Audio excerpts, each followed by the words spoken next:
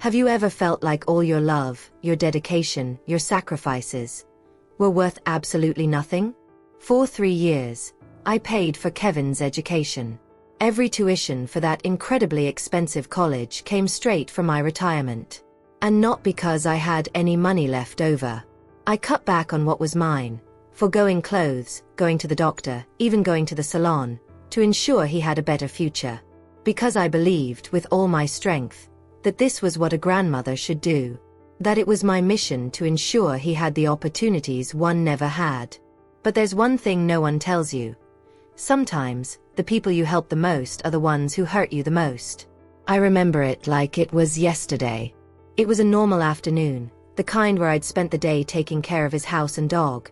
Yes, because besides paying for college, I was also his official pet sitter while he went to campus.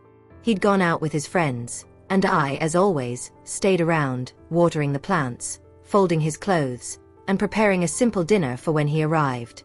But that day, something changed. When he walked through the door with his friends, I heard laughter coming from the living room. And then, in the middle of the conversation, a sentence pierced me like a knife. My grandmother? She's only good for taking care of the dog. They laughed. And I froze. The world seemed to stop for a moment. I stood there with the dishcloth in my hand, feeling my face heat up, my eyes well up. I, who had already been through so much in this life, felt small like never before. Invisible. Useless. Have you ever been there? Have you ever felt like everything you did for someone was simply ignored, thrown away, as if it had no value? At that moment, something inside me snapped. It wasn't just the pain of ingratitude, it was the public humiliation, the contempt. I, a woman over 70, who had dedicated her life to her family, was being reduced to this, a dog sitter. I was no longer the grandmother who had raised, fed, and educated him. I was just a detail in the comfortable life he led at my expense. But what they didn't know, neither he nor his friends who were laughing along, is that I heard everything. And more than that, I understood in that moment that it was time to change the rules of the game. Because it's one thing to love. It's quite another to completely nullify yourself. And I had already nullified myself for far too long. That night, I didn't sleep. I sat on the edge of the bed, staring at the ceiling, replaying every moment, every sacrifice, every dollar sent to that college he never could have afforded on his own. I relived the sleepless nights sewing, the medicine I'd neglected to buy, the lonely dinners waiting for him to return. And I thought, how far does a grandmother's love go? Where is the line between loving and being made a fool of? It was there that something changed. The grandmother everyone saw as fragile, outdated, disposable, decided she wouldn't be walked over anymore. And what I did after that? Well, you'll understand. Because that's where my real answer began. My name is Mabel. I'm 72 years old. And if you saw me on the street, you'd probably call me nice lady, or traditional grandma. The kind who always has a cake in the oven and a story to tell. But behind my white hair and my time-scarred hands lies a woman who has faced more loss than she'd ever wanted and who has spent a lifetime trying to hold her head high, even when the world seemed determined to slowly erase me. I was a seamstress for over 40 years. Not out of passion, but out of necessity. I started young, with a borrowed machine, sewing clothes for neighbors in exchange for food, favors, or just to avoid feeling useless. By the time my daughter was born, I was already doing everything. Mending, designing patterns, embroidering tablecloths for weddings and baptisms. I never had time to think about myself. There was no such thing as self-care back then.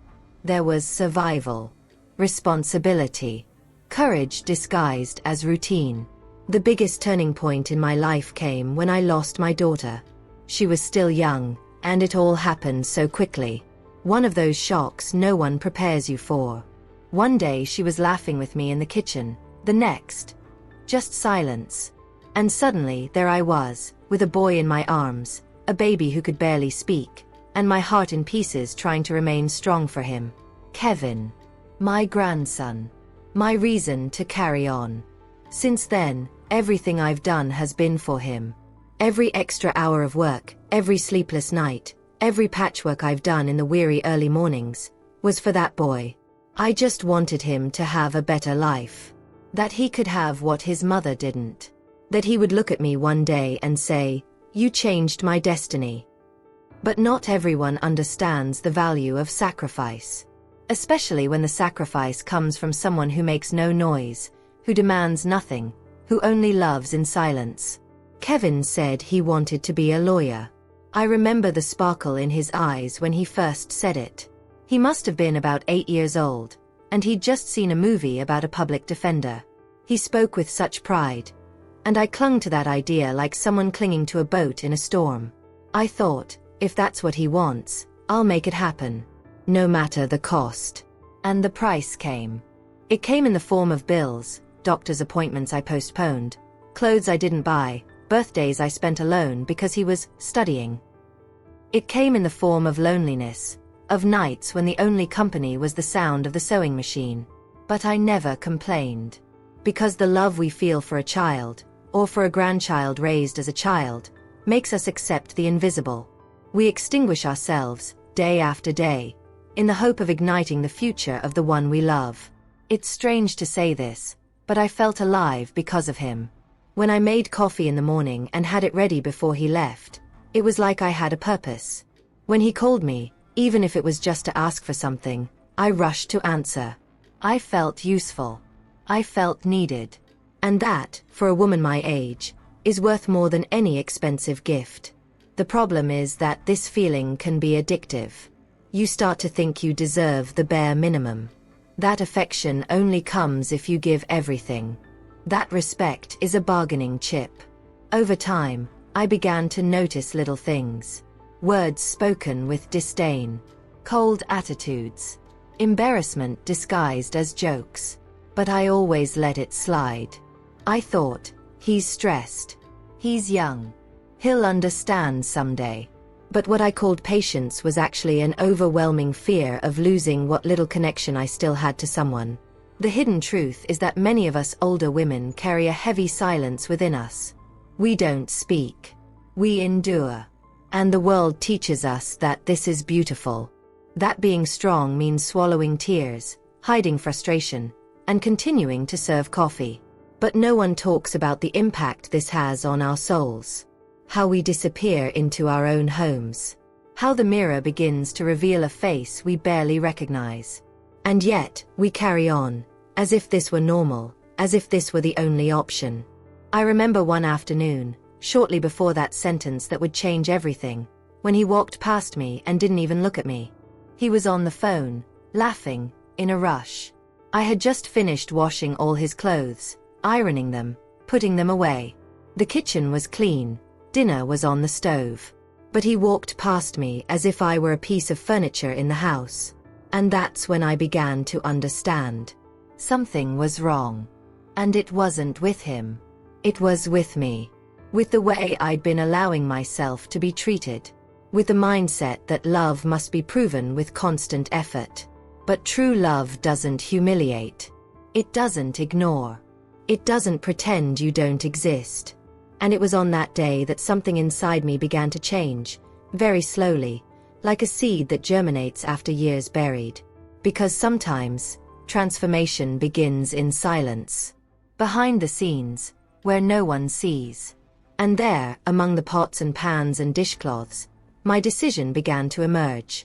At first, it was just details. Small things, things we tend to ignore because we don't want to believe they're happening. The way he greeted me, or rather, how he stopped greeting me. Before, when he came home, he'd say, "Hi, Grandma," and give me a quick kiss on the forehead. Over time, he started walking straight into my room, headphones in, without even noticing me. I continued making dinner, folding his clothes, washing the dishes that would sit dirty for days. And even when he ate, it was in his room, alone, without saying thank you, without talking. As if I were invisible. Sometimes I'd text him just to see if he was okay. He'd reply with an "okay," or "I'm busy." But if he needed money, the full message would come, "Hi Grandma, could you transfer $300? It's for a college project." And I'd text him. I always texted him. Even with a heavy heart, even knowing he might not even open the book that night, I wanted to believe. I wanted to keep alive the image of the grandson I said would make me proud. I clung to it with all my strength. But little by little, the image faded. Like an old photograph that time insists on fading. One afternoon, he arrived with 2 friends. They were laughing loudly, as young people do, and I thought it would be a good time to approach him. I made a cake, put it on the kitchen table, and called out, "Boys, want a piece?" They thanked me, but stayed there on the couch, talking about college, parties, and travels. I sat silently, folding some towels in the corner of the living room, pretending not to hear. But I heard everything. One of them asked if he lived with his parents, and Kevin replied, laughing, "No, I live with my grandmother. But she's cool, doesn't even know how to use a cell phone, just takes care of the dog and cooks." Everyone laughed. Everyone. And I stopped. The cloth fell from my hand. At that moment, something inside me shattered. It was like a window had shattered. And it wasn't just about what he said. It was about how he said it. Laughing. Laughing with his friends at my expense, as if I were an antique object that served a purpose but no one paid attention to anymore. A dog sitter. The woman who paid for his college education was now a joke. A caricature. I didn't cry. Not then. I had learned, over the years, to swallow my tears with dignity. But that night, when everyone was asleep, I went to the bathroom, turned on the light, and stared in the mirror. I saw a tired woman, with sunken eyes, marked skin, and disheveled hair. I saw someone who had given everything and was receiving nothing. And there, in that cold silence of the early morning, I felt for the first time a different kind of anger. Not the kind that screams, that explodes. But the kind that comes slowly, that silences, that observes. An anger that begins to become awareness. The hidden truth of it all was simple. He no longer saw me as essential. I was just a convenience. A resource. A piece of the structure that kept his comfort afloat, but nameless, faceless, worthless. I spent days trying to figure out if I was exaggerating. If I was too old to understand today's youth. If it was normal. But it wasn't. Because respect, recognition, affection, these are ageless. The way we treat those we love is a direct reflection of our humanity. And what I was witnessing was precisely the opposite. Inhumanity disguised as modernity, as playfulness, as a lack of time. I began to pay closer attention. The way he spoke to me in front of others. How he interrupted me when I tried to tell him something. How he'd say, "Grandma, you already said that." Impatiently, as if I were too repetitive, too slow, too outdated. And each of these small wounds accumulated. One after the other, like a mosaic of contempt that, day after day, took away a piece of my identity. And yet I carried on. I made the coffee. I folded the sheets. I deposited the money. I did all this because, deep down, there was still that voice inside me that said, "He'll figure it out. He'll change. It's just a phase." But this phase had already lasted too long. And what I called hope was, in fact, a disguised form of denial. A way of avoiding facing the pain of reality. The Kevin I created no longer existed. In his place was a young man who had learned to consume everything around him. Time, money, energy, love, without giving anything back. And worse still, without realizing the damage he was causing.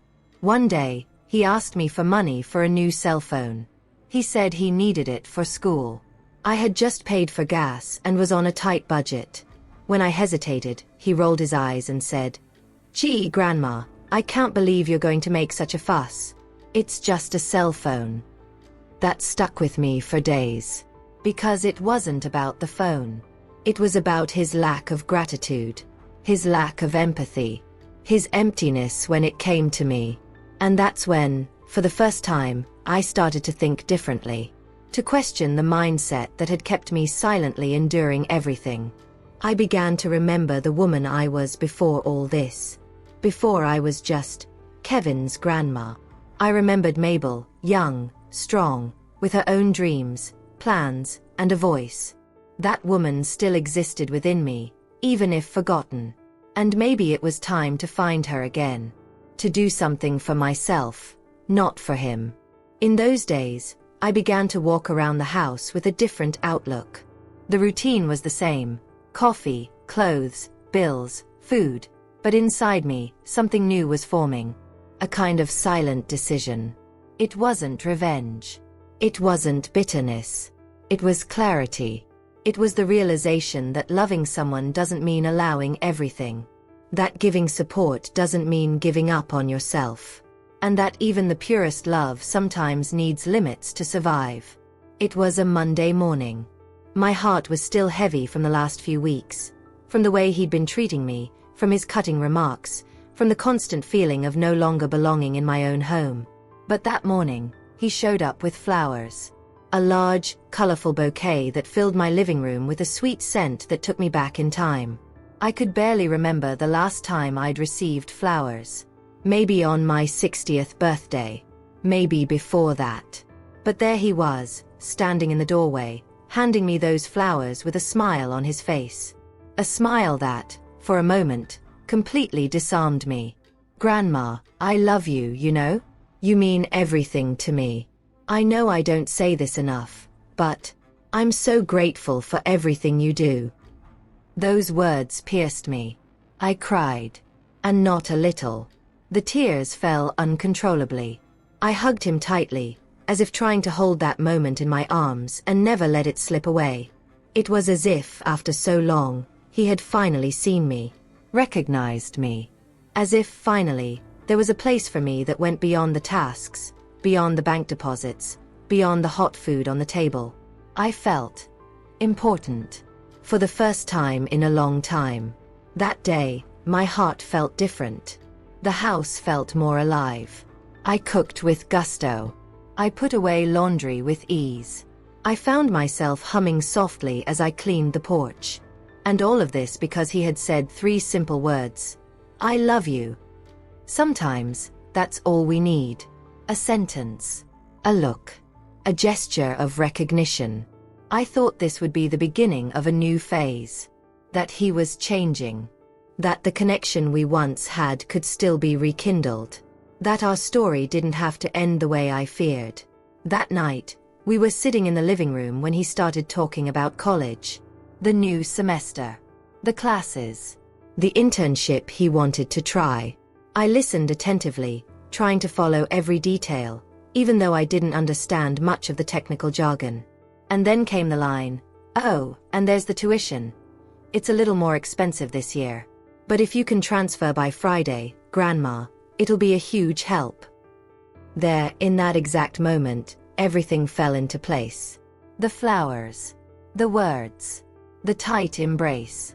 The bouquet was still on the table, but it didn't look so pretty anymore. I felt the ground slowly, silently, opening beneath my feet. It wasn't love. It wasn't recognition. It was a strategy. It was a performance with a ready-made script and a clear objective. And the worst part is, it worked. It worked because I wanted to believe. Because I needed to believe.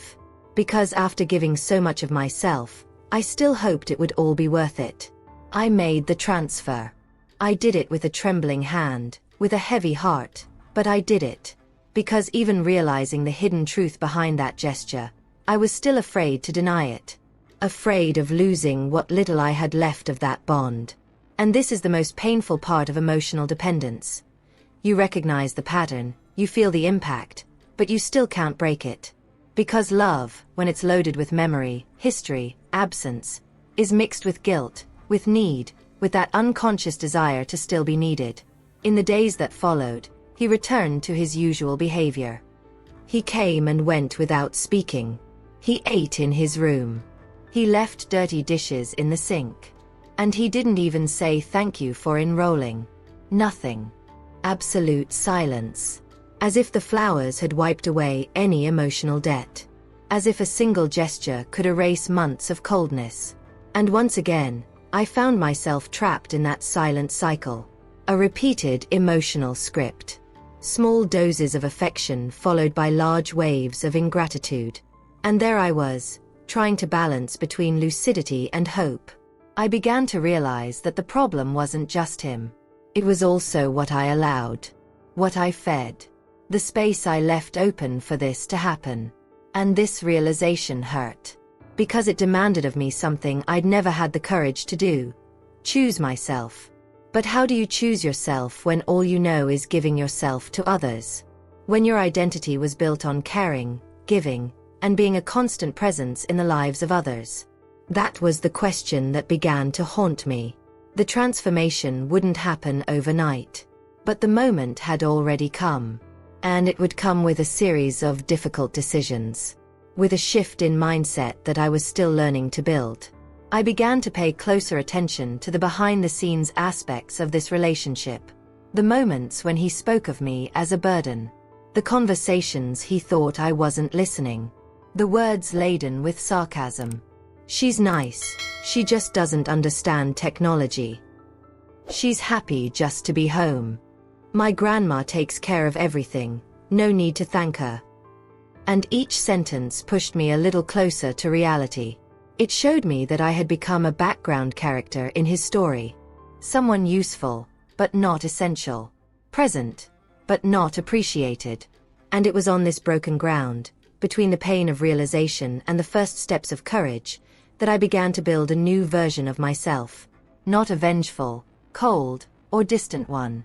But a woman who, after so long, understood that love without respect sustains nothing. That presence without reciprocity sickens.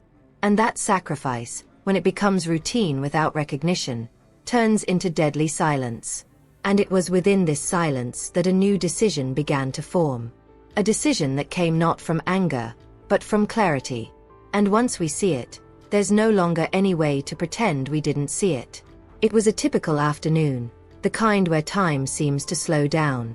The pain in my leg was especially intense that day. And all I wanted was to rest a little. I sat on the living room sofa, a pillow behind my back and my legs stretched out, trying to ease the discomfort. Outside, the distant sound of cars mingled with the timid chirping of birds in the backyard. The house was silent. Kevin had arrived home from college early, going straight up to his room, as he always did. And I was there, quiet, at peace, or at least trying to convince myself that I was. But the peace was short-lived. I heard footsteps in the hallway, and then, right after, his voice. Not loud, but close enough for me to hear every word. He was on the phone. And his tone was casual, almost carefree, as if he were talking about some insignificant topic. Then the sentence came. That sentence I'll never forget. My grandmother? She's old. She pays for everything, but she doesn't even know it. Just leave her with the dog and she feels useful. For a moment, I thought I'd heard wrong. My body froze. My heart raced, as if shocked. The pillow fell to the floor, but I didn't even notice. I stood there motionless, staring into space, trying to process what he'd just said. It shattered me inside in a way no other pain had. More than the words, it was the way he said it. The lightness. The certainty. The coldness hidden behind the muffled laugh. He didn't say it out of anger. He said it because he truly felt that way. And that made it all the worse. In that moment, a hidden truth I'd been trying to hide from myself became clearer than ever. He didn't respect me. He didn't admire me. He didn't see me as an authority figure, nor as someone deserving of recognition. To him, I was a resource. A functional detail within his comfortable routine. I paid for everything, yes. And because of that, he thought he could reduce me to that. As if I'd lost my value as a person. As if age, affection, and years of dedication had made me disposable.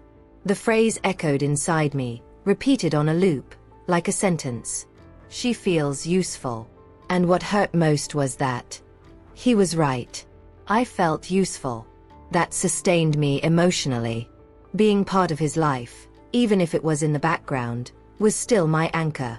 The problem was, I didn't realize that, in his eyes, This made me an easy piece to manipulate. From that moment on, the mask fell. That scene, that speech, that tone, everything etched itself into me like a deep scar. It was the breaking point. The moment when what was inside finally began to overflow.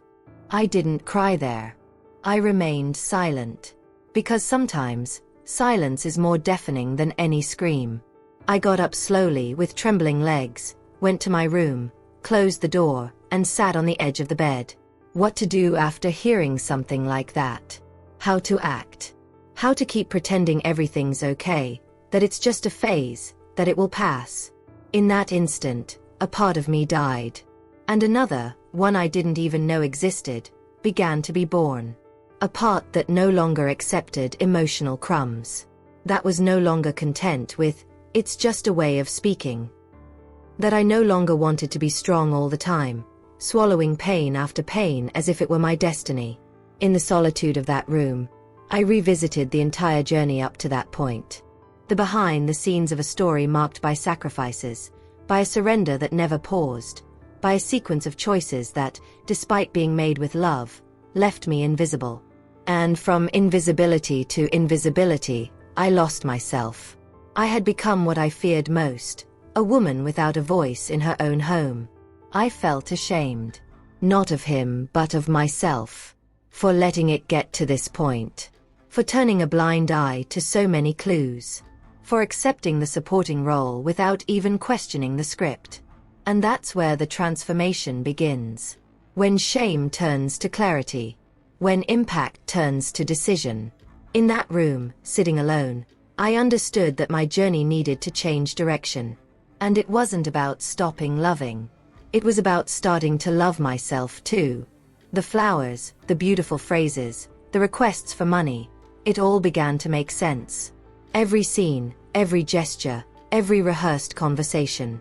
I was waking up from a self-constructed illusion. And perhaps that was the hardest part, recognizing that I'd allowed it. Not out of weakness, but out of love. A love without limits, without restraints, without conditions. A love that was entwined with emotional dependence, with fear of abandonment, with that old desire to still be essential to someone. I went to bed without eating. My head was buzzing. My tired body begged for rest, but my heart, oh, my heart was too awake. I relived every detail of that sentence. I wondered if he told similar jokes to other friends. If he talked about me that way on social media. If, somehow, I was just a caricature in his life. The grandma who pays for everything and takes care of the dog. And the more I thought about it, the clearer it all became. I needed to act. Not to hurt him, not for revenge, but for myself. Because continuing in that dynamic was like slowly dying. And I still had too much life inside me. I still had dreams, even if silent. Desires hidden beneath the routine. And a strength I hadn't known existed until then. The strength to say enough is enough. To change the script. To look in the mirror and recognize myself as a whole person. Not half, not a remainder. And it was there, between the pillows soaked in tears and the resolve growing in my chest, that my true change began to take shape. A change that would come quietly, without shouting, without fanfare. But with an intensity that would change everything. The next day, I woke up different. I can't quite explain what it was. It wasn't joy, it wasn't anger, but there was a firmness within me that I hadn't felt in a long time.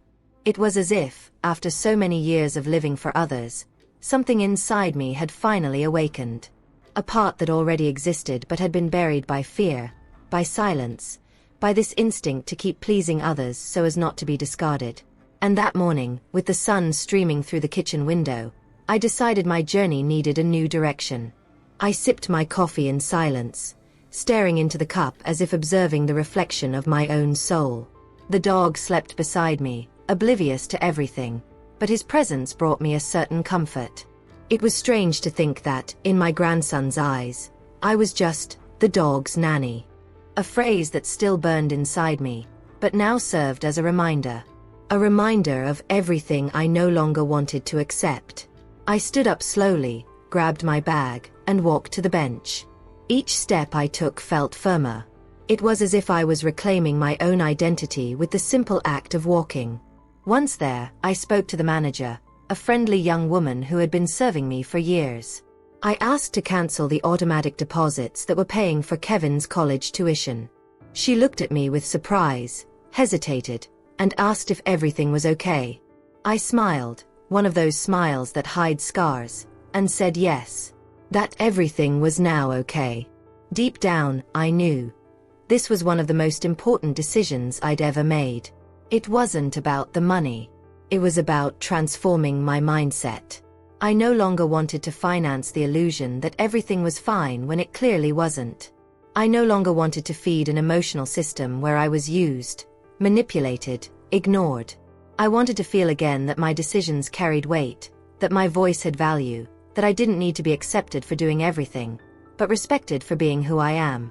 I returned home with a strange lightness, as if something had been lifted from my shoulders, but at the same time a new weight began to form, that of truth. Because acting clearly, after years of silence, is liberating, but also frightening. You know that, by making a decision like that, you're shaking up the very fabric of everything. You're touching on a point no one wants to look at. You're revealing a backstage that has always been hidden beneath layers of obligations, blood ties, and phrases like, "But he's family." A few hours later, my phone vibrated. It was a message from him. "Everything's okay with the payment, right?" Direct, as always. No good morning.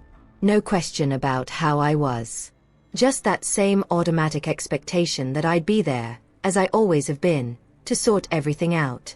For a moment, the old Mabel considered replying with, yes, just to avoid conflict. But the new Mabel, the one born of pain, of the phrase spoken on the phone, of the revelation of ingratitude, picked up her phone, took a deep breath, and simply wrote, "Talk to the one you truly love." I sent it. And I stared at the screen for a few seconds. Not like someone expecting a response, but like someone closing a door without knowing what's on the other side. I knew he would understand. Maybe not right away. Maybe it would only sink in later. But the message wasn't just for him. It was for me too. It was my cry of enough, but delivered with elegance. It was my way of holding a mirror up to him and, at the same time, to myself. The rest of the day passed silently. No response. No call. And, curiously, it didn't shake me. Quite the opposite. His lack of response only confirmed what I had already begun to realize. When you stop giving, those who only know how to receive withdraw. And this withdrawal, as painful as it may seem, is necessary. It's part of the revelation.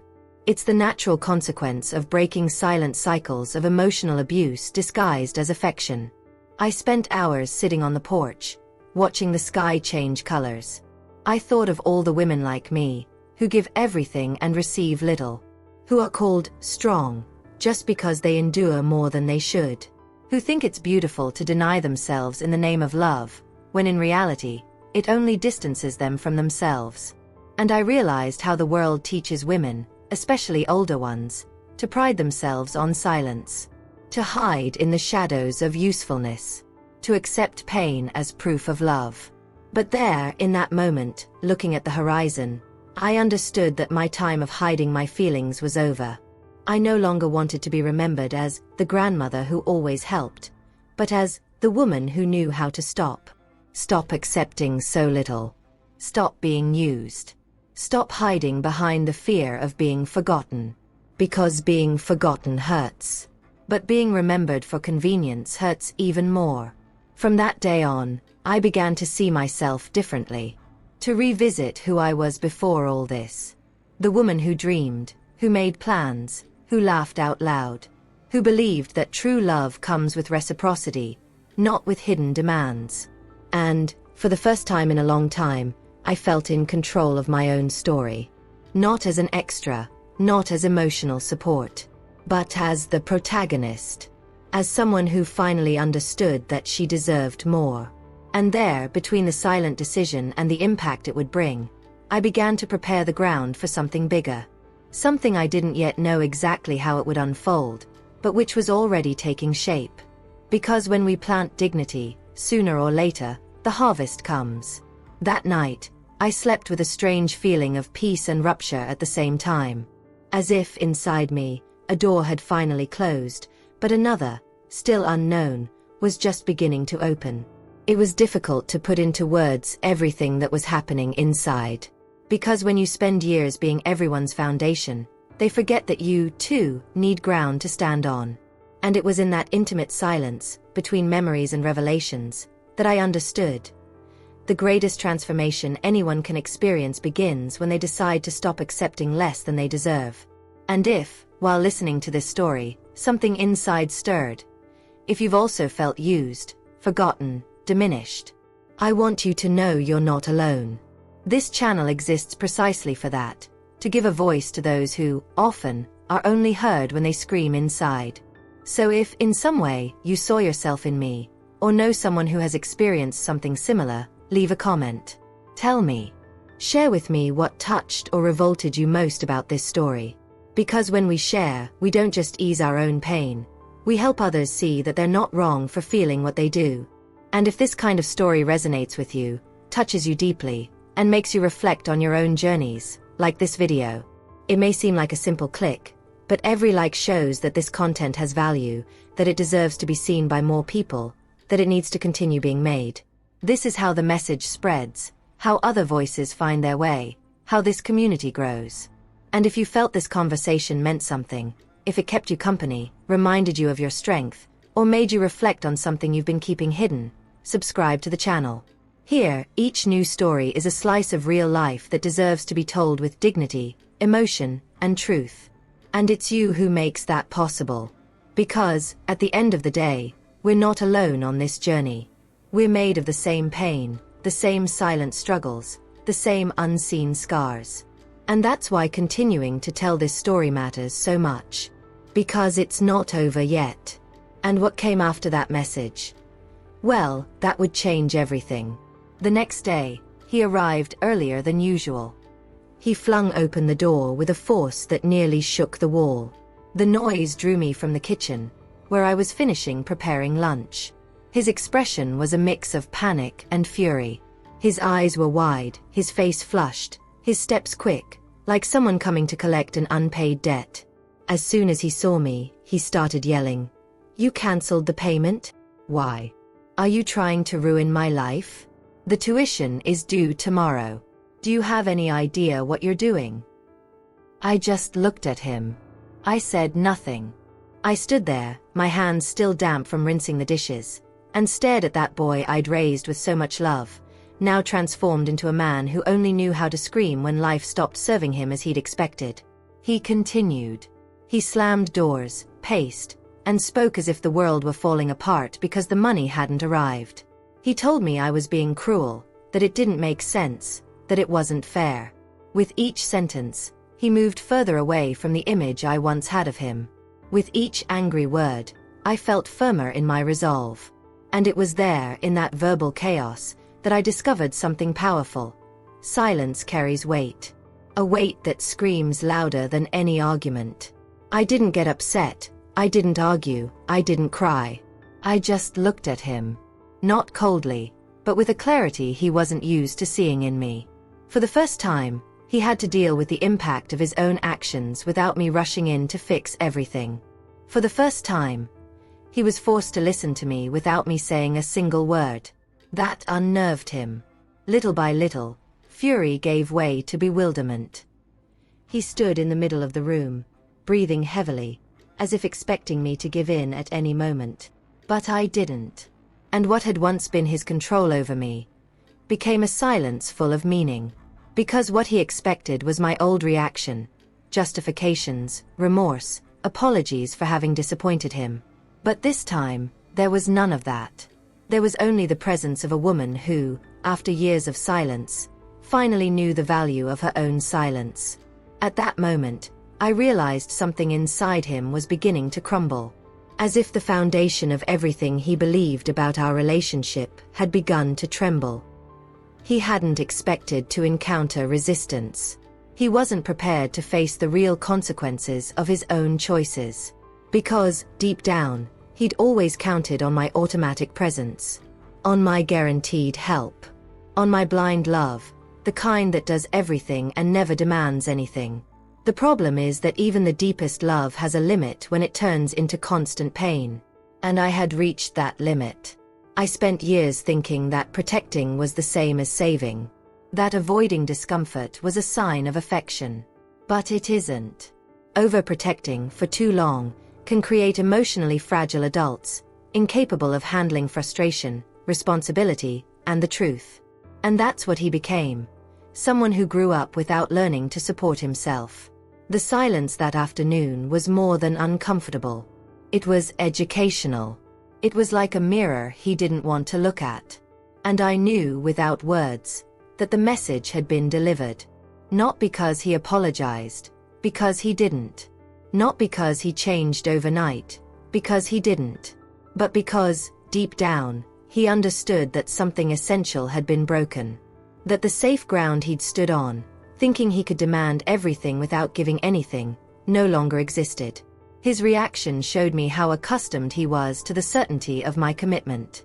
How the absence of my financial contribution had a greater impact than any emotional conversation ever could. And it hurt. It hurt to realize that love, for him, was so closely tied to the benefit that, the moment the benefit stopped, the respect disappeared too. But at the same time, this pain came with clarity. A clarity that told me, in no uncertain terms, I had to go through this. I needed him to feel the weight of the loss. Not to get revenge, but so he could grow. And so I could finally free myself. After the outburst, he left the house without saying a word. He slammed the door hard, as he always did when something didn't go his way. But the noise, this time, didn't scare me.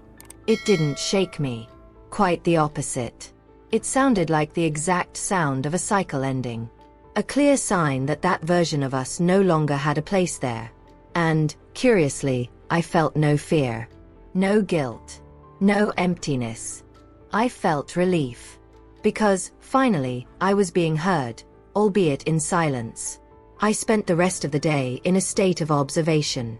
Observing my own thoughts. The memories that surfaced. The feelings that mixed. And I realized how that decision had initiated something bigger.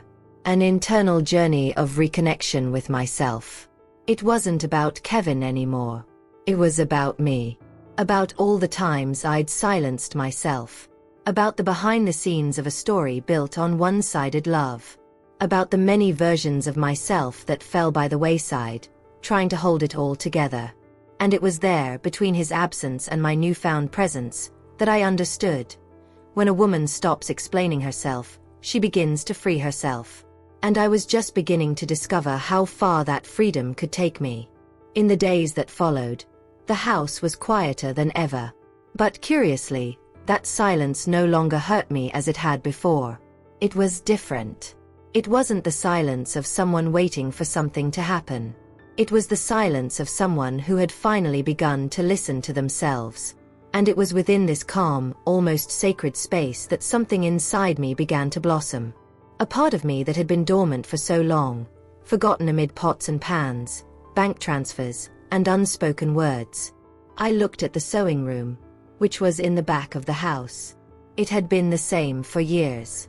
The antique machine still covered by a sheet. The boxes of thread stacked high, their bright colors still intact. The old patterns, the scissors, the fabric stored so carefully. It was as if everything there was waiting for me. Not just the objects, but the woman I once was. The creative, strong woman, full of ideas. The woman who sewed dresses, who laughed with her customers, who transformed scraps of fabric into unique pieces. This awakened me. And for the first time in a long time, I felt the desire to do something just for myself. With the money that had previously been earmarked for Kevin's college, I made a decision that, at first glance, seemed simple. But for me, it was revolutionary. I used part of it to renovate that room. I hired a contractor, painted the walls, replaced the flooring, and bought a new table. I dusted off my sewing machine and, without asking anyone's permission, went back to being myself. At first, I sewed just for pleasure. For myself. To test my hands, to warm my heart. But it wasn't long before the neighbors started to notice. One of them, Dona Ilda, came up to me and asked if I still taught, as I had for many years. I smiled and said no, but that I could teach again. And I returned. I opened my home to other women in the neighborhood. Women like me, who also felt forgotten, who were also searching for something meaningful. I transformed my sewing room into a small refuge, where each woman brought her story and left with a piece of herself restored. And it was in this process, in this silent restart, that I rediscovered something precious. Pride. Pride in myself. Not the kind of pride that shouts, that flaunts, but the kind of pride that comes from within, that warms without fanfare. The pride of looking at my own hands and seeing that they still create, that they still make, that they still have value. The pride of knowing that my existence isn't limited to what I can offer others, but also to what I can offer myself. There was a moment during one of the classes when one of the students looked at me and said, "Mabel, when you talk, it makes me want to live again." That broke me inside. Because for so long, I thought my life had been about waiting. Waiting for recognition, waiting for attention, waiting for someone to see me. And now there, surrounded by lines, laughter, and stories, I no longer waited. I was building. I was the master of my time, of my choices, of my narrative. And don't think it was easy, because starting over in old age requires courage. The world constantly tells us it's past our time, that we should shut up, rest, accept. But I discovered in practice that there's immense power in defying this logic, in showing that we still have much to live, to teach, to create, that we are still capable of impacting other lives, that, even without the spotlight, our presence can be a light. Many might look from the outside and think it was a small step. Oh, she just started sewing again. But I know what it meant to me.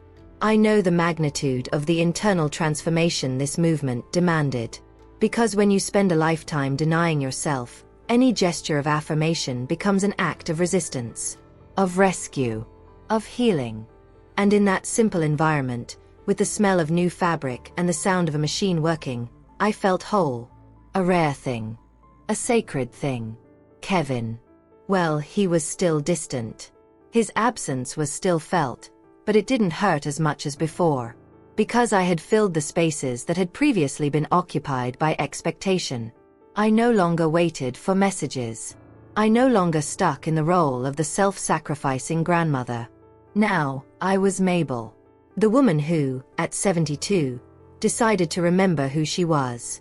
And that, for me, was the true beginning of a new phase. And as the days passed, I realized something deeper was happening. It was as if every conscious decision I made was rewriting my story. As if I were finally taking back the pen I'd left in the hands of others for so long. And with it, I began to write new pages. More my own. Freer. More honest.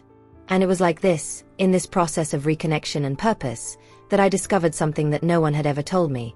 Sometimes, what seems to be the end of everything is just the beginning of what really matters. 6 months passed. And it was precisely at this time that silence began to cease being an emptiness and become a place of rest. I no longer woke up waiting for messages, nor heard footsteps in the house, preparing myself emotionally for yet another demand disguised as affection. Life had returned to its own rhythm. Sewing classes continued steadily. The women in the neighborhood called me an inspiration. And I, who had previously doubted my worth outside of my role as a caregiver, began to see myself with more discerning eyes. My identity, which had previously been shaped by what I did for others, was now built on what I did for myself. But time has these things. When we start moving forward, it likes to test whether we've learned our lesson. And it was on a Tuesday afternoon, with the sky overcast and the smell of rain in the air, that the doorbell rang. It wasn't a package, nor a neighbor, nor any of my students. It was him. Kevin. With the same face as always, but a different look. less arrogant, a little more tired, maybe even a little regretful. But what caught my attention was his confused expression, like someone about to ask for something but no longer sure if it will be granted. He walked in without saying much. He sat on the sofa as if searching for where to begin. And when he finally spoke, he blurted it out, as if carrying the weight of an uncomfortable truth. I couldn't drop out of the course. The tuition fees piled up. I tried to get a loan, I tried an internship, but it didn't work out. I came to ask you for help, Grandma. There was no irony in his voice, no contempt. But there was no true regret either. It was the same old pattern, waiting for me to solve it. Waiting for me to show up, like I always did. Waiting for me to be there, even after everything, ready to lend a hand. But I wasn't. And more than that, I didn't want to be. I took a deep breath. I looked him straight in the eye, with a kind of calm that only comes after a long journey of self-discovery. And it was with that calm that I said something I'd been rehearsing for months, unsure when or how I'd get the chance to say it. Kevin, you need to learn gratitude. I'm not your babysitter. I'm your grandmother. And right now, my priority is me. The sentence came out firmly. It wasn't shouted, nor was it filled with hurt. It was spoken as a calm truth, the kind that doesn't demand validation. He looked at me in surprise, as if those words didn't fit the image he had of me. The woman who always said yes now set limits. The grandmother who always saved, now saved herself first. And in that look exchanged between us, there was a kind of confrontation that goes beyond words. It was a meeting between two realities that finally faced each other. He tried to argue. He talked about how difficult it was, about how he was trying to change. But I didn't lose it. I stood firm. Because, deep down, I knew this was his moment to face the consequences of his own choices. And it was my moment to uphold mine. For so many years, I'd been taught to measure my worth by what I could do for others. But now, I measured it by the peace I felt when I no longer undermined myself. I told him sincerely that I still loved him, that I wanted him to get back on his feet. But that help wouldn't come from the same place anymore. That it wasn't enough to just look for me when everything went wrong. That it wasn't fair to me to pretend nothing had happened. And that if he wanted to rebuild something between us, it would have to start with respect, with humility, with genuine presence, not just demands. The transformation was complete. It was no longer about revenge, about getting even. It was about emotional justice, about finding balance, about making peace with myself after years of imbalance. And for the first time, by saying no, I felt like I was saying yes to something much bigger. My dignity, my autonomy, my peace. He left with his head down. He didn't slam the door, he didn't shout. He just left. And in that silence that remained, I felt what was, in fact, the end of a cycle. A cycle that taught me, painfully, the value of limits. That showed me that we can love deeply and still choose ourselves. That there's no guilt in prioritizing ourselves, especially when everything you've given has already surpassed all reasonable limits. That night, I returned to the sewing room. The threads were waiting for me. My hands knew exactly what to do. The sound of the machine brought me back to myself. And in that constant sound, that rhythm that was all mine, I felt a deep peace. As if each stitch I sewed was a healing point. As if, after so long being erased, I was finally stitching myself together again. And there was still so much to live for. So much to build. So much to teach. Only now, in my own way. Today, when I look back, I feel no regret. And it's not because it was easy. Quite the opposite. Loving someone who hurts you without realizing it. Enduring more than you should for the sake of bonds the other person has long since broken, and still maintaining your dignity. That takes more strength than anyone can imagine. But I loved. I loved truly. I sacrificed intentionally. And, above all, I learned. I learned that we can give everything we have. Time, affection, money, energy. But none of that guarantees respect. Because respect can't be bought, begged, or begged for. It needs to come from the other side, spontaneously, consciously, legitimately. And if it doesn't come, then it's our responsibility to draw the line. To say, enough. Recognizing that continuing to give without giving in return isn't proof of love, it's self-abandonment. Years of slowly eroding me, like a candle burning until the wick reaches the end. And all of this in the name of an idea that so many women of my generation carried in their hearts as an absolute truth. That sacrificing for family is beautiful. That enduring in silence is noble. That the more we do, the more valuable we become. But the hidden truth behind this discourse is that, often, this excessive giving stems from a deep fear of not being loved. A fear we've always carried. And that only begins to be faced when silence transforms into courage. I needed to hit rock bottom emotionally to realize that I also deserved something in return. Not material. It was never about money. But presence. Care. Words. Truth. Thank you now and then. How are you? That didn't just come before a request. Simple things, but things that heal. And that's why today I say with serenity, I don't regret having loved. But I'm proud to have learned to love myself too. Because the day we choose to put ourselves first, something changes. It's not selfishness, it's rebirth. It's stepping out of the shadow of usefulness and into the light of worthiness. And that, for me, was liberating. If you, like me, have ever felt used, if you've ever found yourself tired of trying so hard to please, of chasing so much, of justifying yourself so much for simply existing, I want you to stop for a moment and think, you deserve flowers too. Not just to plant. Not just to water. You deserve to receive. You deserve to be remembered. You deserve to be heard without having to shout. Because true love doesn't weigh you down. It cares. It adds to you. It doesn't diminish who you are. It elevates you. And perhaps that's the great lesson of all this. That we need to stop confusing love with the absence of limits. That it's possible to love someone deeply and still say no. That it's possible to be available without always being submissive. That motherhood, grandparenthood, or any other form of caregiving doesn't have to come with a total loss of identity. That the role of support doesn't prevent you from being the main character in your own story. Today, I remain in my sewing room. The sound of the machine has become the soundtrack to my freedom.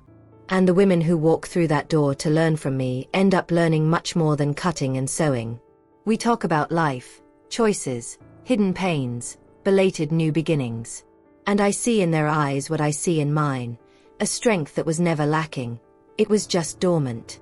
So, if this story touched you in any way, if it reminded you of your mother, your grandmother, yourself, leave a comment. Tell me what hurt you most, or what inspired you most. Because every word you say here helps create a space where these stories can breathe, where we find each other, where we gain strength. And if you felt this story deserves to be heard by more people, like this video, share it with someone who needs to hear this right now. Someone who, like me, might need a phrase that says, "You are not alone."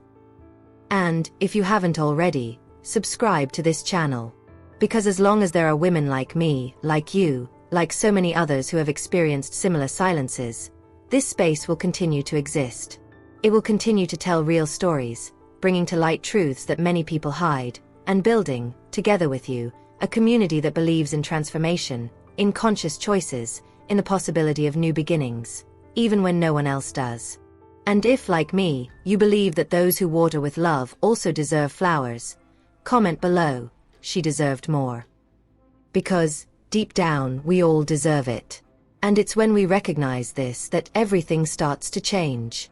If you've made it this far, it's because something in this story spoke directly to your heart. And that, to me, is worth everything. This connection is why this channel exists, to tell stories that truly touch us, that make us rethink things, see new things, heal old wounds, or simply recognize ourselves in someone. So, if this content touched you in any way, if it resonated with you, subscribe to the channel. There's always room here for those conversations we need to have, but don't always know where to start. And if you felt this message was for you, comment below, "This message was for me." I'd love to know you stuck with me until the end. Oh, and leave a like on this video if you want more stories like this to reach those who need to hear them. Because this kind of exchange only makes sense when we share what we feel, even if it's in silence. There's a video here on the side that complements this subject. Click and continue with me there. We still have a lot to talk about.